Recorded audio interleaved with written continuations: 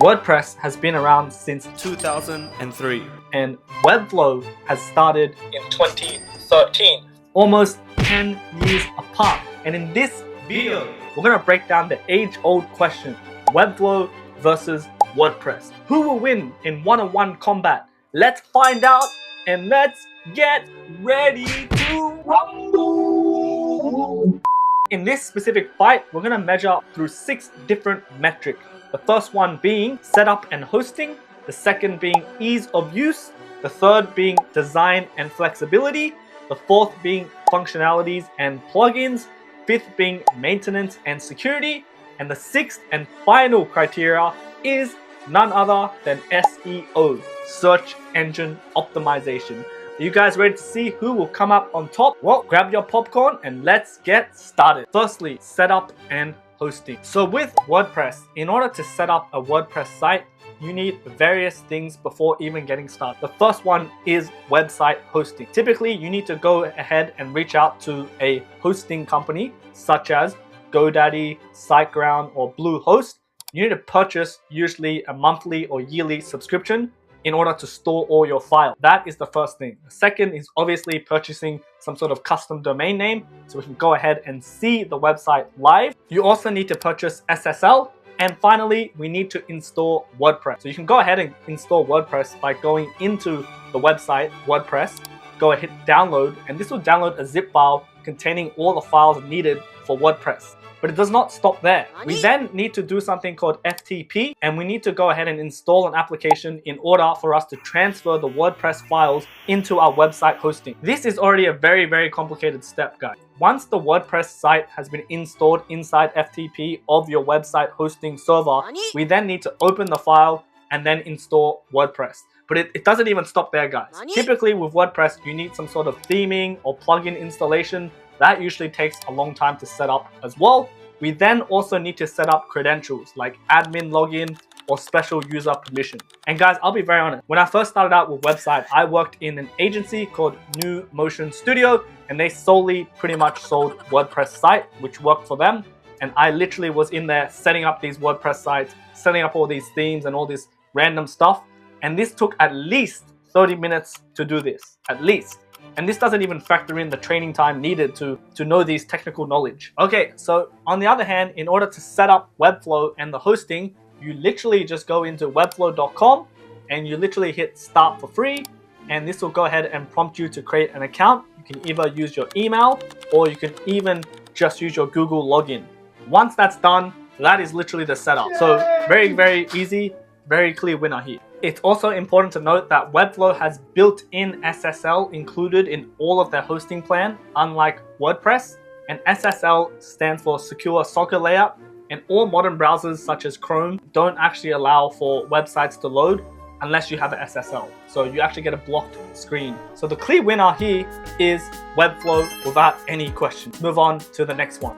Ease of use. So WordPress, once installed, again taking ages, you can then access your site through heading to the WordPress dashboard. So this is an example website of what the WordPress dashboard might look like. And you can see the user interface is pretty confusing. You see this massive dashboard with a bunch of buttons on the left-hand side.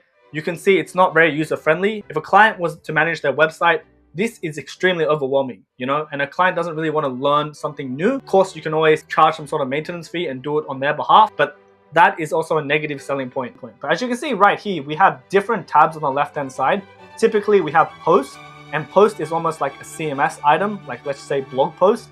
We have media, which is all your media files where you can upload different assets and you can go ahead and delete them or replace them. And then you can refer to these assets inside the build. The next one is pages. So with pages, it shows every single page in your website. Of course, you can draft them and you can save them and you can publish them. You'll notice if we go inside a specific page and we want to edit that page content, depending on what kind of builder you have, it will show in a very, very, in my opinion, not user-friendly way. So this specific editing of this WordPress site is called Divi Builder. It is quite popular, although there's also other ones such as Elementor and also Gutenberg editor. So this specific builder is not the best in terms of seeing the site visually. So So if you were to update something, you have to hit publish, then open the website in a new tab and see the changes live. Whereas other builders such as Elementor, you can actually see what the website is live on the screen, similar to Webflow. So I would strongly argue that this whole interface is not the best. And furthermore, there's too many different types of builders. So even if someone learns one specific builder, another WordPress site might be using a different builder mode and you have to relearn it. And it's not very intuitive. And this is definitely not client friendly in any means, even if it's Elementor. The next thing to consider about these specific builders is that it's not very highly customizable, which we'll get to in the next point. But let's quickly keep going. We have comments right here, which is a special functionality. Let's say, for example, a blog post, someone can comment on the blog post. So this is pretty powerful. We have a contact right here. Usually you use contact form 7, again, through plugins. We have appearance right here. And typically with a WordPress site, almost everyone uses a theme or a plugin. That's literally how you do it, or a template. The other way is if you're literally a front-end developer and you can inject all these code via the FTP server, which, let's be honest, no one is doing that. So all templated designs where you can install different themes, widgets, etc. And just keep in mind, because it's a template, you might not have design flexibility, which we'll get to. Then we also have users right here. So it's fairly easy to add a new user and add them in different roles. In order to enter into a WordPress site, all you need to do is typically type in /wp-admin at the end of the URL, and it'll take you to a login page. And then below that, we have some tools, we have some settings, and we also have plugins that you can install, which we'll talk about later. But in this case, Yoast SEO is very, very famous, free plugin to improve your SEO. So you can see WordPress is very, very modular. It's actually like a base plate where you can go ahead and just customize everything. Like it's almost like a smartphone where you just have a smartphone. You can decide to install like a single camera, a dual camera, a triple camera, what type of speakers you want, whether you want a 5-inch touchscreen or a 10-inch touchscreen. But that is WordPress. In regards to ease of use, on the other hand, in Webflow, it's actually very, very easy to use. They actually have a dedicated mode called Editor, which I've already made a tutorial in the past. I think they're gonna go ahead and expire it soon because it's called Legacy Editor, which implies they're gonna like retire it. But otherwise, Webflow has been slowly pushing out very user-friendly ways to edit your Webflow site. So instead of using the editor, so you might use something called the build mode, which allows you to drag in new components in your website. And it also allows you to easily change the text on the canvas, and also allows you to change the CMS items very, very easy in a very highly visual and intuitive way. You'll notice the user interface isn't like full of plugins, full of like updates. It's much, much more cleaner and very more niched down. But I do have to say, even with Webflow, there is small learning curve in regards to learning the interface, but by far it is so much easier than WordPress. So the ease of use, by no questions, goes to Webflow once again. Let's move on to the third criteria, which is design flexibility, starting with WordPress. So with WordPress, as mentioned in the previous point, we're using mostly templates and themes, and you can tell everything by using a template or theme is limited to the template theme. So for example, if you purchase a template and you have a navbar, you can't really change the styling of that navbar to a custom design. Again, unless you know custom code and front-end development and inject all this code, which is very, very technical. Otherwise, you're limited to the builder and the theming. And if you look at this example website, this specific builder is Divi. And like I mentioned earlier, we can't actually see the site like live. We have to just change stuff, hit publish, then open in a new tab and see what the website looks like. Sure, some builders such as Elementor, you can see the changes you're making live, but even that is limited. We can't really add custom sections outside of the templated build. And in templates, there's only very limited variations that you can use. Otherwise, in Webflow, very, very easy to go in and add whatever you want, however you want, and change the breakpoints. You can even have two different websites, one on desktop and one on mobile, as long as you understand the fundamentals, which is the box model and CSS classes, which I've already made a tutorial on. So this definitely requires a learning curve.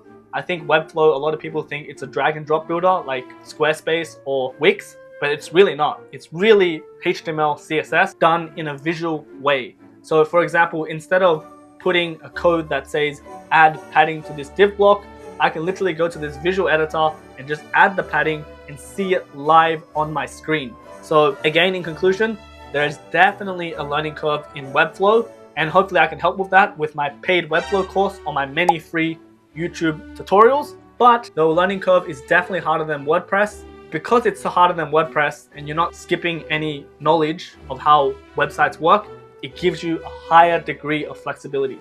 Still to this day, I don't know any website builder that allows you to have this much design control in websites. Obviously, besides, going in and writing the code itself, which not everyone knows code.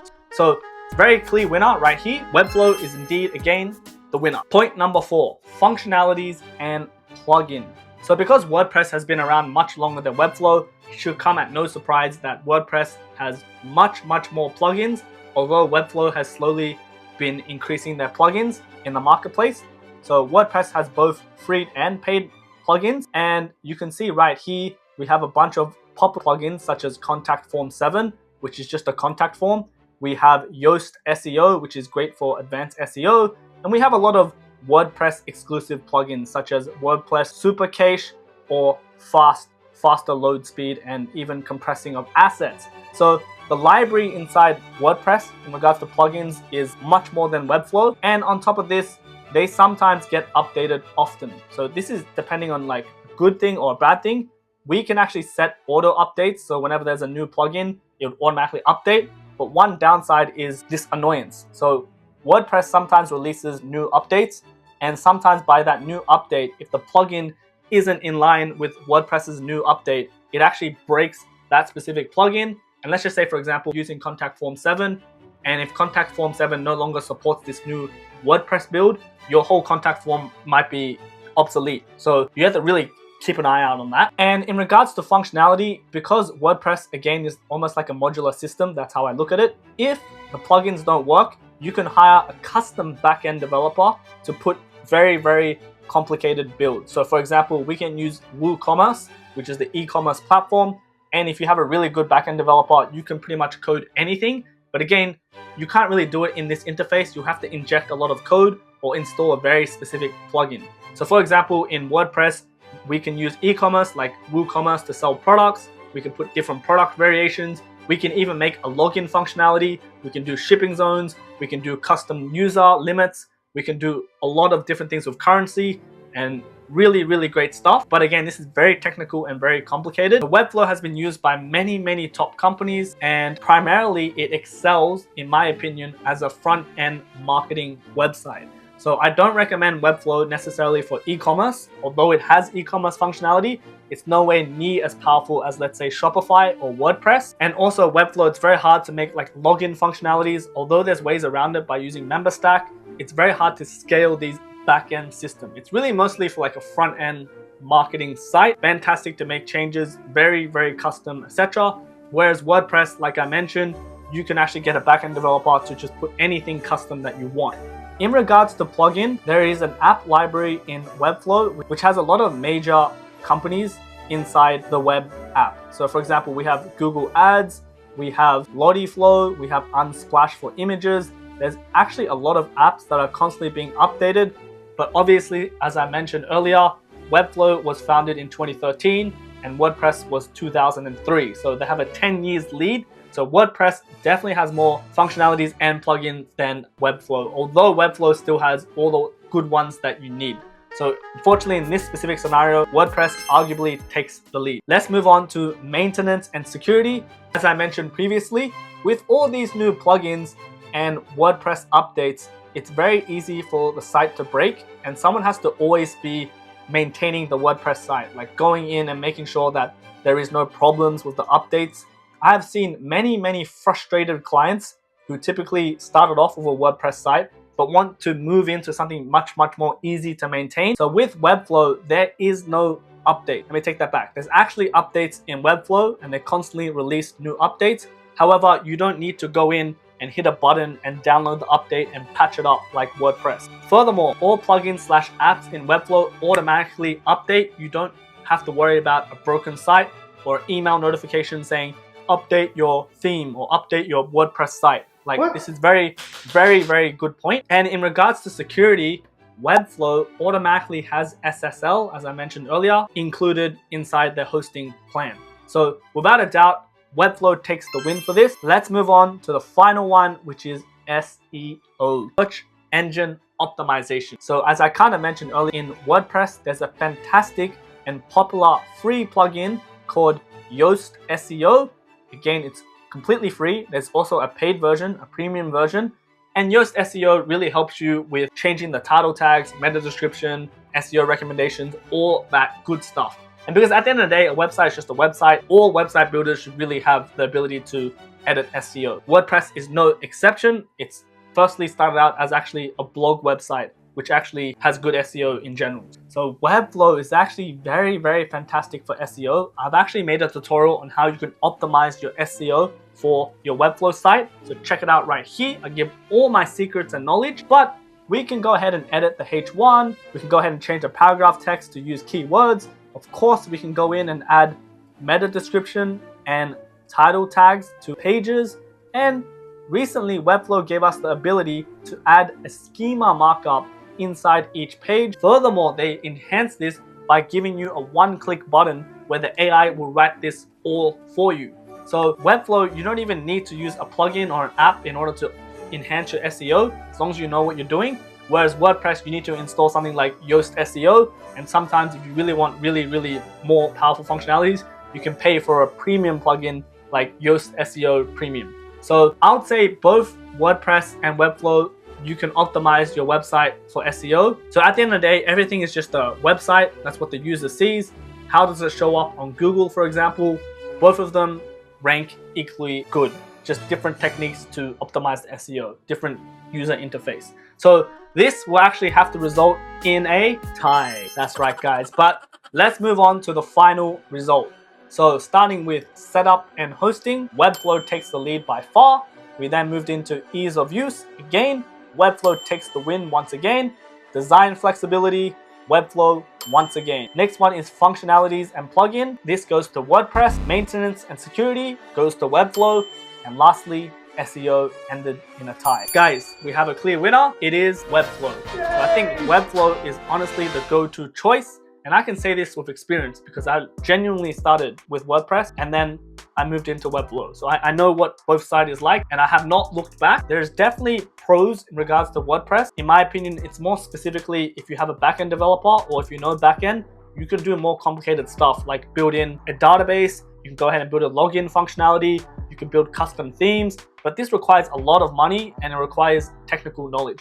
Whereas Webflow is a fantastic front-end platform, let's just say for marketing sites. And it also has the ability to do back-end stuff like a login functionality, a dashboard functionality, using plugins such as MemberStack. And it also has decent e-commerce functionality, not as good as WordPress or Shopify, but you can put a basic store up there. And I'll make a tutorial on this in the future. But Webflow is the clear winner, guys. What do you guys think? Leave a comment down below. Just tell me the truth. Of course, I may seem biased because I am a Webflow channel. But yeah, I really hope you guys like this video. WordPress versus Webflow has been a huge debate and I'm definitely on the Webflow side. In fact, all my YouTube videos are pretty much Webflow only. And I also have a dedicated Webflow course, which I go ahead and teach you everything I know about Webflow and how to build a site from scratch with absolutely no learning experience. And because we just established, in my opinion, how Webflow is arguably better than WordPress, you might want to start investing in Webflow and not WordPress. Anyways, hope you guys found this video super helpful. Please give it a like, it really helps me out. Give me a comment to leave me what you think. Otherwise, see you guys in the next one. Peace. You must construct additional pylons.